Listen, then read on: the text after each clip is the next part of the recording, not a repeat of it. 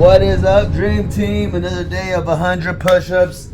So we're gonna do the same thing again. 40 or 30 slow push-ups, 10 side to side, 10 shoulder taps, 10 bear cross, and so on. So let's get it. Another day of 100 pushes, baby.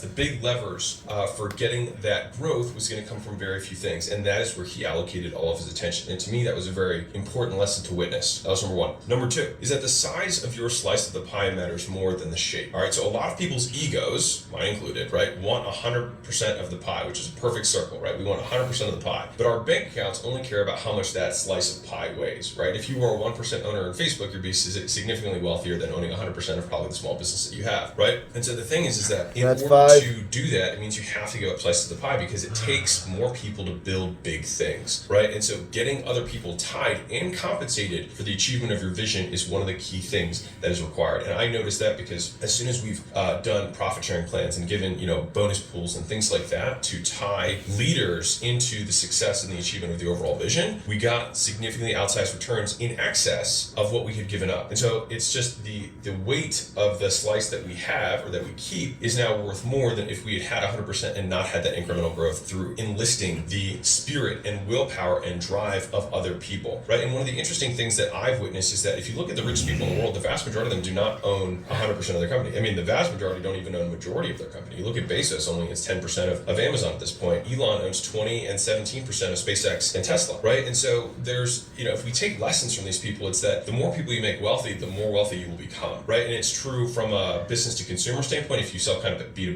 but also just from the overall infrastructure of the marketplace. Like the more people you have who are rooting for you because they are vested in your success, the more you will ultimately make. And this is difficult for our egos, and this took me way too long to realize. Number three is that big things take time. All right, I knew that when I was younger in the entrepreneurial game. I was very obsessed with fast wins.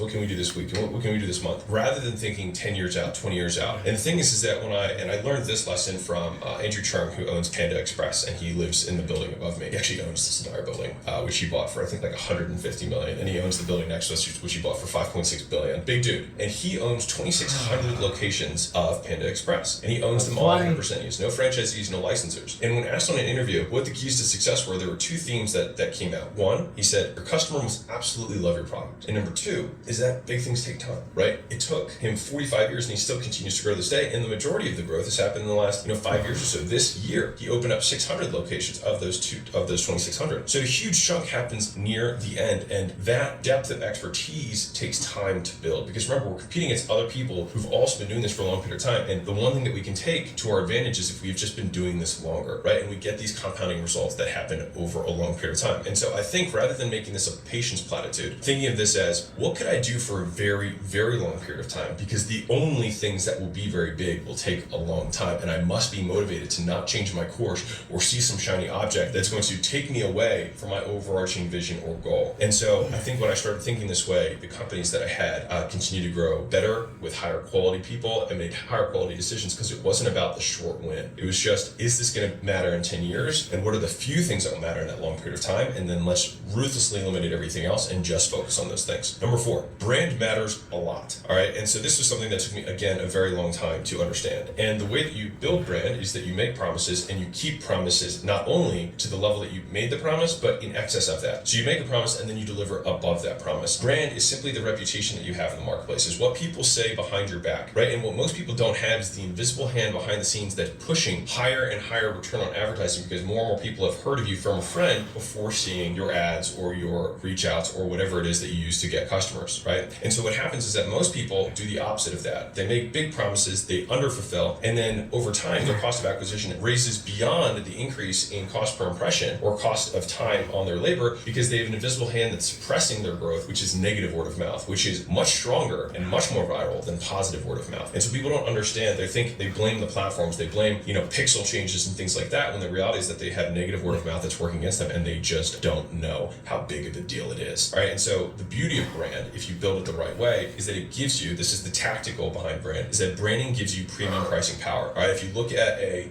cup of coffee that's plain, a cup of coffee that's Starbucks, they can charge 4 or 5 times the price. If you look at a white t-shirt that's plain, and you look at a white t-shirt that has a Nike logo on it, they can charge 10 times more. You put a Gucci logo on it, you can charge 100 times more, right? And so what the brand does is give you pricing power, and that pricing power translates directly to bottom line profits, right? And so when you have that branding power, you can have outsized profits compared to the marketplace and give yourself a competitive moat that over time, if cost of goods increase or supply chain gets broken down, the people who are trading in commodities and do not have a brand behind them will go out of business, whereas you will have the padding of your profit margin to continue to weather the storm and endure for the long haul. Number 5, simple scales, fancy fails. All right, when I look at the companies that we have that are the biggest in the portfolio, they have the simplest business models because scale creates complexity all on its own. You don't need to add complexity. We don't need to help complexity exist. It already exists at scale. And so we have to make the fundamental units as simple as humanly possible. We have to make our offer suite as simple as humanly possible. We have to make the customer journey as simple as humanly possible, and who we serve as simple as humanly possible, so that we can streamline our messaging, streamline the customer experience, streamline the product suite, streamline the pricing, so that the customers understand what we're doing, the sales team understands what we're doing, the customer service team and success team understands what we're doing.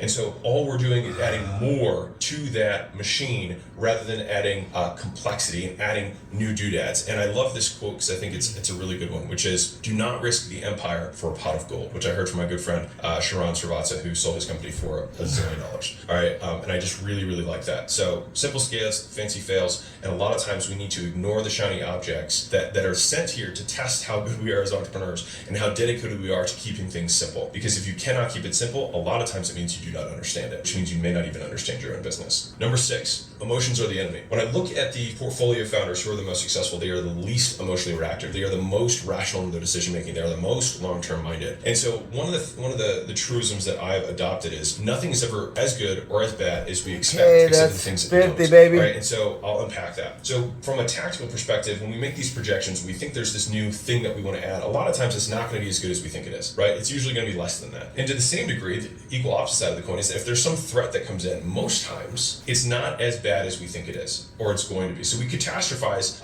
negatively worse than it really is, and we project that something's going to be much better than it is. And most times it's in the middle. It's less than our imagination could anticipate, except for the things that we never expected, which is why the outsized returns often come from things that we didn't expect at all, right? And so most times we need to be much more conservative in our estimates on either direction, so that we do not become emotionally reactive and swayed by the greed or excitement of the upside, or the depression and fear of the downside. And I can tell you the amount of times that I thought I was going to lose the different companies that I've owned over time is a lot. And the amount of times that we have lost them is 0 up to this point, in the last 10 years. And so a lot of times we think things are much worse than they are, and we make bad decisions because we think we're up against a wall. We think that things are going to die. And so that's not true. That's your mind fooling you. And I think one of the disciplines, one of the character traits that has to be honed over time, is a decrease in emotional reactivity. Number 7, level 10 talent is only attracted to level 10 opportunities. I learned this from Stephen Schwartzman, who wrote What It Takes. He's the founder of Blackstone. Now he's worth, I think, $30 billion. And Blackstone, I think, manages almost $700 billion.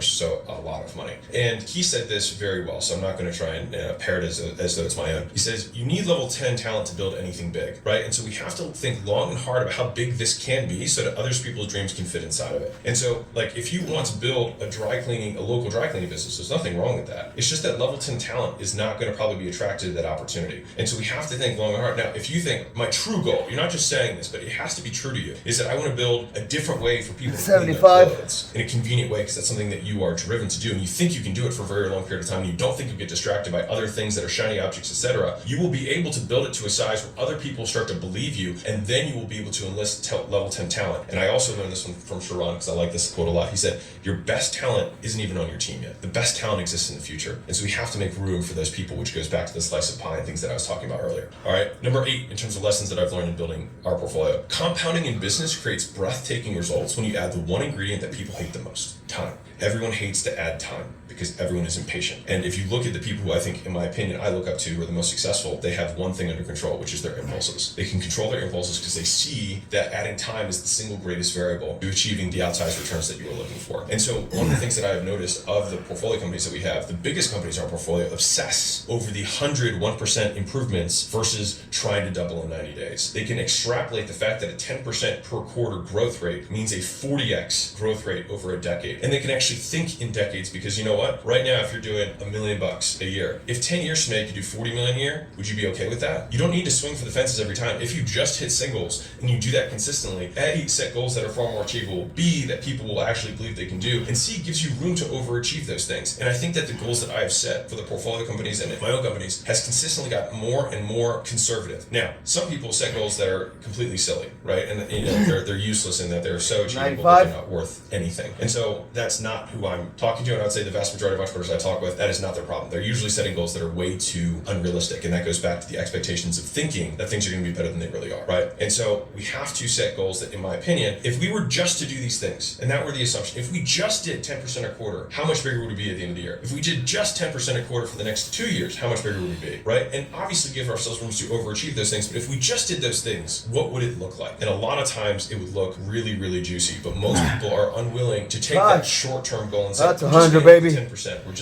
We're gonna make sure that beyond any shadow of doubt we can hit that, right? Because that is where the breathtaking results occur, is that those 1%, 5%, 10% improvements that happen over the very long period of time, and that is what creates the magic in compounding, right? A lot of people talk about compounding from an investment perspective, but if you are in your own business, shifting your hat a little bit more to the investor hat, even though all of your net worth, or probably the majority of your net worth, is in your company, if you can think about it like an investor, you will start to getting the investor-like returns, which is probably what you want, rather than the erratic, unreliable, do or die type of mentality that happens, especially in the earlier stages of the business. But as you mature in the business itself, and the business matures, the thinking must change. Number 9, any number, no matter how big, multiplied by 0 is still 0. All right. And so risks are to be respected. All right. The biggest companies take actions that have very little downside. All right. And so most times, or I'll say this, you would only take a company-sized risk, or you put your company on the line when not doing so risks the company more. All right. And so that's the big thing, is I see people who want to be portfolio companies, so companies doing, 3 million, 5 million, etc., who right when we hop on the phone, they're like, hey, I want to do this big thing. And I'm like, that's extremely risky for the business at the size right now. They're like, yeah, but we have to do it. And